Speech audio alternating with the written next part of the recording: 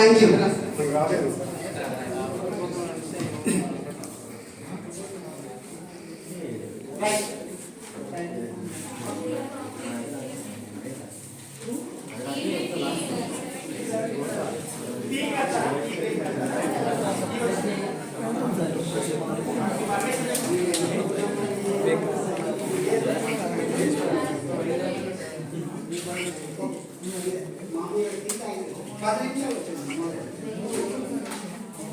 Sir tea break 10 నిమిషాలే త్వరగా వెళ్ళండి. తెలుగులో చేయాలి. అది ఎలా చేయాలి అనేది ఒక డెమో ఇస్తాను. చాలా తక్కువ టైం ఫినిష్. ఓకేనండి. ఇలా తర్వాత మన సెషన్ ఇంకోటి కూడా ఉంది. నో బ్యాక్ యాక్చువల్గా అవి మీకు చేయాలి. ఒక్కొక్కటినే ప్రజెంట్ చేయాలి. నో బ్యాక్ ఏమేమి చేయాలనేది తెలుసుకుంటాను. ఇక ఈరోజు నేను 1వ తరగతిలో పలక పాఠాన్ని ఎలా చేయాలనేది ఈ 4th బ్లాక్ అప్రోచెస్లో భాగంగా ఒక మోడల్ వేసి మేము ఉంచుకుంటున్నాను. రైట్, చేద్దామండి. ఎవరైనా? నా పేరు ఏ కిషోర్ కుమార్.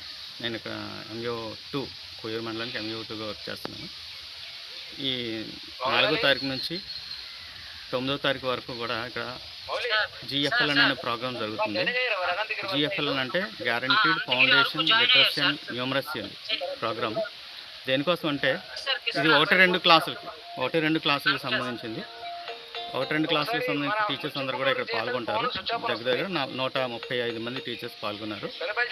అదేవిధంగా వీళ్ళందరూ కూడా ప్లేవే మెథడ్లో పిల్లలకి బేసిక్స్ అంటే తెలుగులో, ఇంగ్లీష్లో, మ్యాథ్స్లో బేసిక్స్ ఎలా నేర్పించాలి అనే దాని గురించి ఈ 6 రోజుల శిక్షణ కార్యక్రమం జరుగుతుంది. దీనికి సంబంధించిన DRPలు జిల్లాలో ట్రైనింగ్ అయ్యి ఇక్కడికి వచ్చి దాని గురించి మా ప్రైమరీ టీచర్స్ 1-2 క్లాసులు చెప్పే టీచర్స్ అందరికీ కూడా దాని గురించి ఈ 6 రోజులు శిక్షణ అవ్వడం జరుగుతుంది. సార్, పిల్లలకి ఏ విధంగా ఉపయోగకరంగా ఉంటుందండి ఈ శిక్షణ? పిల్లలకి చాలా ఇంపార్టెంట్ ఏంటంటే బేసిక్స్ చాలా ఇంపార్టెంట్ అండి. పెద్ద క్లాసులకు వెళ్ళిన తర్వాత వాళ్ళకి సరైన బేసిక్స్ లేకపోవడం వల్ల వాళ్ళు పర్సంటేజ్ అనేది రిజల్ట్ అనేది చాలా తగ్గిపోతుంది. అందువల్ల పిల్లలకి స్టార్టింగ్ నుంచే, చిన్నప్పటి నుంచే, 1st క్లాస్ 2nd క్లాస్ నుంచే బేసిక్స్ అనేవి చాలా ఎక్కువ అవసరం.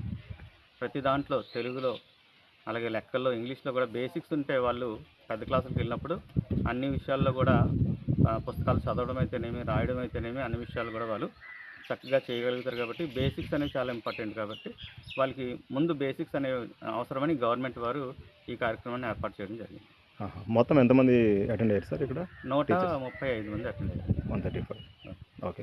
అయితే ఇప్పుడు 6 రోజుల శిక్షణ తరగతుల్లో భాగంగా ఇప్పుడు 3 రూమ్లో కూడాను ప్రజెంట్ ఇప్పుడు శిక్షణ తరగతులు ఏర్పాటు చేయడం జరిగింది. కానీ అక్కడ ఇప్పుడు ప్రస్తుత పరిస్థితుల్లో ఏంటంటే ఎండ తీవ్రత చాలా ఎక్కువగా ఉంది. కానీ అసలు ఫ్యాన్లు అనేవి అసలు తిరగట్లా. చాలా ఇబ్బందిగా కూడా క్లాసులు వింటున్నారు టీచర్స్ అందరూ కూడా. దీనిపైన మీ వివరణ ఏంటి సార్? ఫ్యాన్స్ ఏర్పాటు చేస్తున్నామండి. ఫ్యాన్స్ అనేది ఏర్పాటు చేయడం జరుగుతుంది. రేపు కల్లా అన్ని రూముల్లో కూడా అన్ని ఫ్యాన్లు తిరిగేలాగా ఏర్పాటు చేస్తాం. రేపటి కల్లా. Thank you sir.